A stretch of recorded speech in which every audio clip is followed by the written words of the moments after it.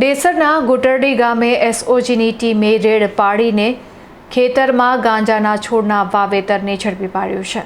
વડોદરા જિલ્લાના ડેસર તાલુકાના ગુટરડી ગામેથી એક ચોંકાવનારા સમાચાર સામે આવ્યા છે, જ્યાં સ્પેશિયલ ઓપરેશન ગ્રુપની ટીમે બાતમીના આધારે દરોડો પાડીને એક મોટી કાર્યવાહી હાથ ધરી છે. ગુટરડી ગામના એક ખેતરમાં ગેરકાયદેસર રીતે કરવામાં આવેલું ગાંજાનું વાવેતર ઝડપાતા પોલીસ તંત્ર દોડતું થઈ ગયું છે.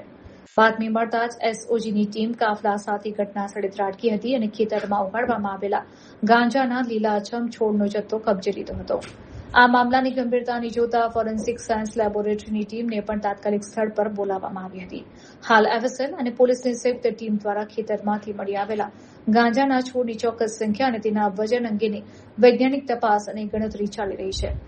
પોલીસ માટે અત્યારે સૌથી મોટો સવાલ એ છે કે આ ખેતર કોની માલિકીનું છે અને આ ગેરકાયદેસર કેફી પદાર્થનું વાવેતર કોના દ્વારા કરવામાં આવ્યું હતું. આ અંગે પોલીસે અલગ અલગ દિશામાં તપાસ તેજ કરી છે. ગુનાહિત પ્રવૃત્તિમાં સામેલ અને કાયદાનો ભંગ કરીને નશાનો કારોબાર કરનારા ઇસમોને ઝડપી પાડવા માટે પોલીસે ચક્રો ગતિમાન કર્યા છે.